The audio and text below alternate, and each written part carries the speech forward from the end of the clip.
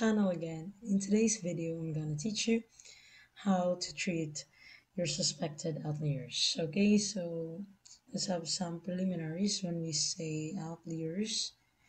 Ito yung mga data point na very far from the range of value in a data set. Parang hindi na siya kabilang. So that's why we call them suspected outliers. We're given a problem, solve this one. We're given a data set. So kung titingnan mo, 1.21, 1.32, 1.25, 1.16, then 1.65. So at a first glance, parang makasabi ka itong 1.65 but ang layo ng value. From this range of values, diba siya yung pinakalayo. So ito yung tinatawag natin na suspected outlier. Okay? So usually in a problem, we're being asked whether we will reject this one or we will accept that one. And second thing that they're gonna ask from you is ano yung i-report na value natin. So usually dalawa lang ito. It's either the mean or the median. Okay, so let's begin. First is we need to arrange these data points. So I usually arrange it from highest high to low, but either way you can also arrange it from low to high, whichever you think is best, but I prefer the high to low.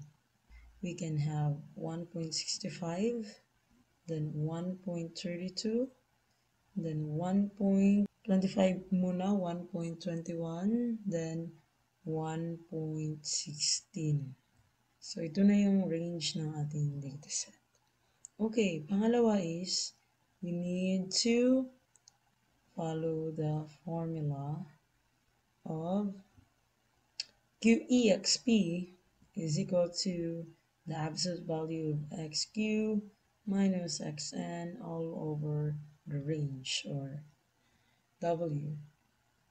Where yung XQ, ito yung outlier natin na suspected pa lang, suspected outlier.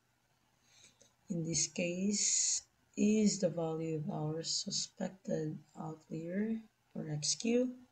And then the second one is our XN, where ito yung neighbor.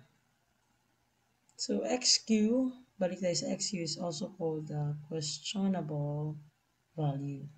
Then balik tayo sa XN, neighbor, yung silingan, kapitbahay, no? So in this case is this value of 1.32. Okay? So let's just follow the formula. By the way, W, which is the range highest value minus lowest value. Okay, from this given data. Let's solve using the formula, the absolute value of XQ. XQ natin is 1.65 minus XN na 1.32 all over the range na highest minus lowest equals 0.49. By computation, we get an answer of 0.67. So the value of our QEXP equals 0.67. So balik tayo sa unang tanong na are we gonna reject it or accept it? This question will be based on whether the QXP is greater than or less than our QCrit. So the rule is in accepting or rejecting, we accept if our QEXP is less than our QCrit, and we reject if our QEXP is greater than our QCrit. So, saan natin ito kinukuha ang QCrit natin? Sa ating Q table or yung Q score natin.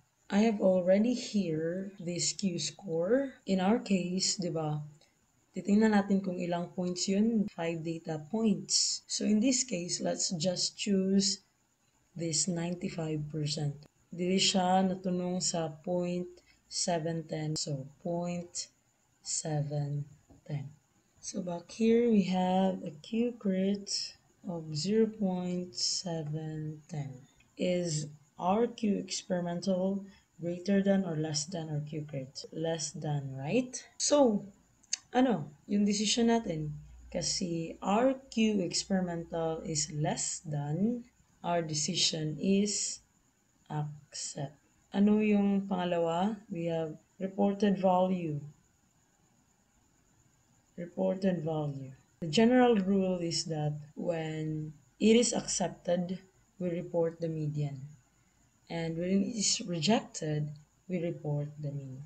I already have the side notes here of our mean and median. Since it is accepted, so report median, right? So reported value is equal to 1.25.